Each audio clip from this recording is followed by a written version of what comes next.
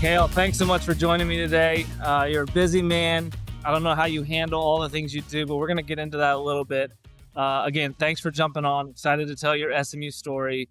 I'm sure a good deal have heard or know about what you're building and what you've done on the field, but if you would, introduce yourself to our audience. Yeah, well, thanks for having me. I'm excited. I've followed along for right about a year now, so I'm excited for the opportunity. My name is Mikial Onu. I'm from Houston. I was born in Carrollton and moved to Houston when I was young, and grew up there, went to high school there. I got to SMU by way of football, so I was recruited by June Jones, then Chad Morris, and signed under Chad Morris. And now I'm the CEO of Onu Ventures. We're a Dallas-based residential development and hospitality company. So we do, retail, mixed use, ground up, built to rent, multifamily, and then we dabble in F&B concepts within our projects. So we know you now as the real estate guy, and you're growing that portfolio and that expertise. But your high school days, you were a single track football mind. You played big time high school football, played against some of the best players in the state, one of the best players yourself. Mm-hmm. Did you ever envision yourself being in a position where you are real estate wise at any point in high school, college? Not at all. I joked that I didn't know I was not going to the NFL until um, December 2nd, 2019. So that was the day I broke my leg, my senior year or my grad senior year of college. High school, it was all sports. I ran track. We were state qualifiers. We had the U.S. #1, 4x1, 4x2. I mean, we were a really good athletic high school. We were state champs. We had the biggest blowout in Texas state championship history. We beat the hell out of Mansfield Lake Ridge. I think it was 26-0. 16-0, or actually 15-1 that year. And so I got, pretty heavily recruited. I got Texas Tech, Northwestern, SMU, Rice, U of H, Fresno State, all the Service Academy, Berkeley. But really I wanted to be in Texas. I grew up UT. My cousins played football at UT.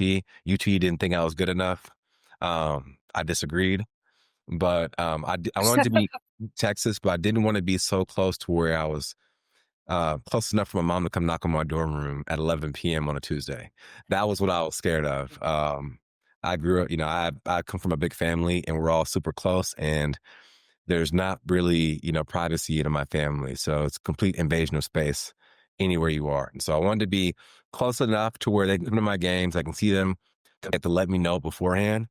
And I didn't want to be too far. Like I didn't want to have, I love my family out and I want to be close. I just want them to be, I didn't want to be in Utah. So, but I was all sports, all football, all track. And, on that fateful day in December 2019, it kind of changed my life. So I think some of the people, SMU fan base is kind of all over the board. You have the people who in the 80s knew us as a powerhouse, the 90s to early 2000s, maybe didn't even know we had a football team. You were part of kind of that group building us back onto the scene. And then now, right, college football playoff. What did you know about SMU when you decided to sign here? And kind of what was your expectation for obviously a launching pad potentially to the NFL, or, a university that you were going to tie yourself to? Yeah. So it's funny. My sophomore year of high school, I played Cortland Sutton when he was at Brenham. And I played around the playoffs, and they smoked us. It wasn't even close. And I think to this day, that's the coldest game I've ever played in. I played at Colorado. I played in Utah. I played in Oregon. But that is the absolute coldest game I ever played in. And so I didn't know about SMU until he committed there. So I was like, man, who is this guy? And so I followed his recruiting, and he went there, and then obviously early success. And so that's kind of when I heard about SMU. Now I knew about it being from Texas, but by no means was I ever considering going to play football at SMU. We weren't good, right? And so, I was, again, I was pretty heavily recruited up to that point, and that wasn't a possibility for me. What changed was when Chad Morris got there, he just brought a lot of energy to the school. Between him coming from Clemson and the success that Clemson just had, to the promises of the EF, new uniforms. I think we were moving conferences when I was just getting recruited, so we moved from Conference USA to the American Athletic Conference. Um, that my class was like an all Texas class, with the exception of our punter. But everyone in that class is from Texas, and we were really close. So they recruited me just like coach recruited me. We had chats on Twitter. I knew just about everybody. So when I went to the campus, when I went to camp, I knew them. And so it was really just the promise of like us young guys coming in, elevating the program with a new coach from a championship pedigree. And that's what really attracted me to play early. I didn't want to sit on the bench. I'm not that kind of player. Kudos to those that can just like work hard all year and just like, one day get the chance. I needed to play. I looked at the depth chart and I had the opportunity to play early. And that's what I did. So, it was all the things, man. I think that, although I wasn't following SMU, as I started to get recruited, they became more prominent. When Chad Morris got there, they became more prominent.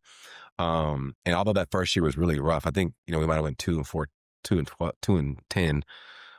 That his first year, my freshman, that next year, we started to actually compete. And so, I think I made the right decision. And, my mom's an educator. And so although I was all about Berkeley, all about, Texas Tech, she was like, you're going to SMU, Rice, Northwestern. Those are old options. So, again, I got to Rice close to home, something unfortunate happened, so I couldn't go there. So it seemed it was the right fit for me. Yeah. So you were all in on the football program.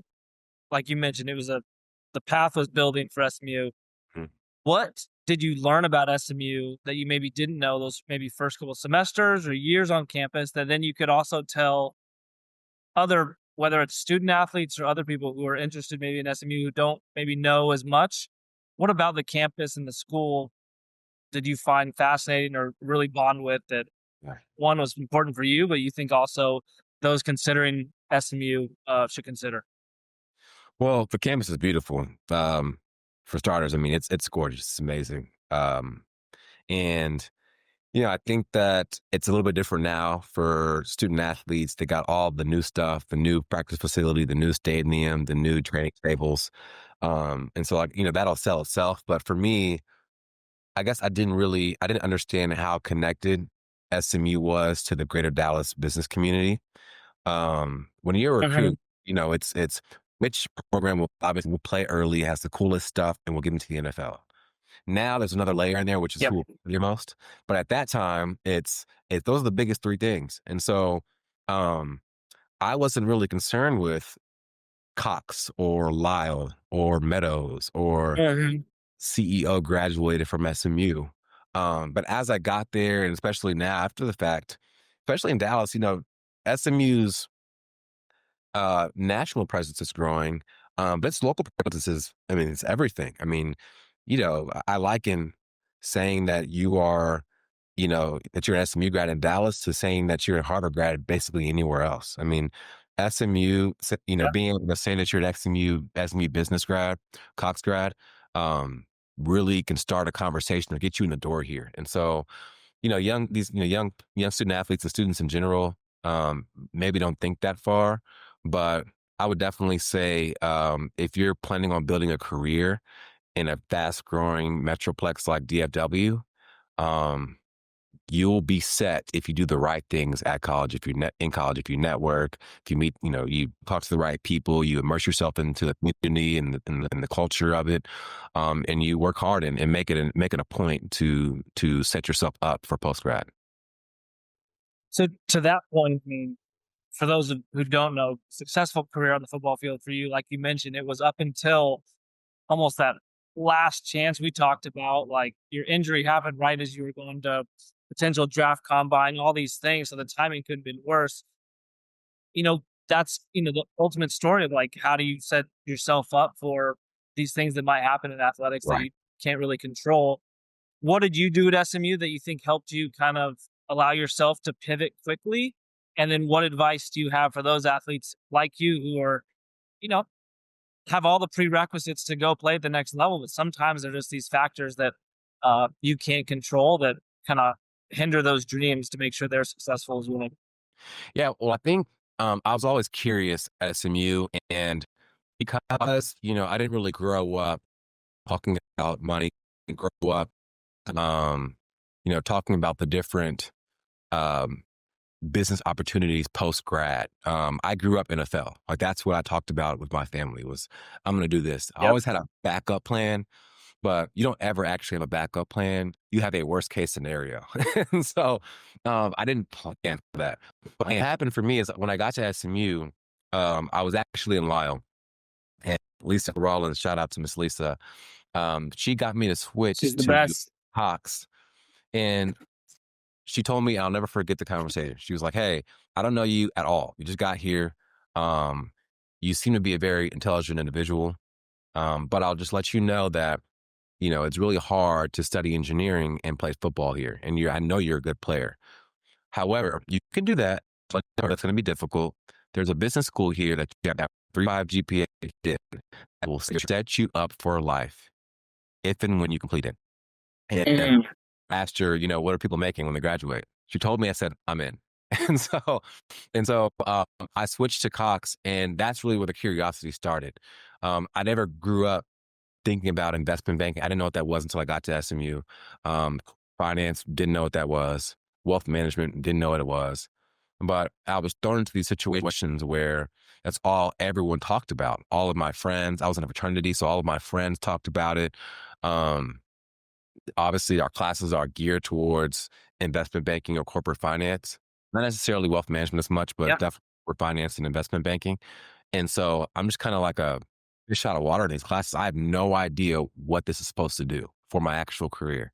And so Yeah. in 2017, um, the Life After Ball program was created, and I got the chance to meet my mentor, still my mentor to this day, but Buddy Ozan, and I worked for him. And so that's really where I learned about, I guess wealth management in that instance, but just being a business professional within the finance space. So I think what makes athletes such good hires is that hardworking ability to translate how hard you work on the field and practice into corporate America. But it also, I think, the competitive nature that you guys have, right? So maybe you didn't say it, but you're in that classroom hearing all your other peers talk about, oh, I want a job in investment banking. And you're like, oh, I can beat these guys. I can compete with these guys. They're no different than me. And they might not have that, extra level that they can turn on like an athlete might have the way they comprehend. Um, so so I think what's fascinating Oh, with the you're story. you're 100% right. No, jump in. Oh yeah. Decided to go into Cox because I heard people talking about how hard it was to get a 3.5, and I was like, I can do that. So I mean, Yeah. that was Miss Lisa sold me on that when she created a floor or Yep. a barrier to entry. And then once you get in there, you're an athlete. You walk in there, it's you just finished working out. It's 8 a.m. You're dog tired, and you know, I think people probably thought that I wasn't as smart as I thought I was just because I was tired when I got in there. I didn't feel like engaging in the class. And Right. so, Right. there was always this people wrong and show my hip like, I think I'm actually better than you. Not better. I think I'm smarter than you. Yep. I think I'm Yep. smarter than you. And I'm going to prove it in this. Same with anything else. You're very right. Totally. So we hear that self belief. You have that curious nature. What I think is so fascinating is Mhm. 2019, the injury happens. You still kind of fight to try to play some football. And really, it sounds like kind of 2019, 2020, you kind of take the leap into, hey, what's the next chapter for me? It's going to be business. But we're only at 2025 right now. And I know all the things that you're building and what you're doing. And I think the audience can hear based on the way you described your upbringing and what got you to through SMU. What happened? Mhm. What clicked? And what are you doing with Onu Ventures? And Yeah. maybe some of the things that like kind of got the real estate bug going that led us to where we are today. And let's talk a little bit more about the Mhm. future. Yeah.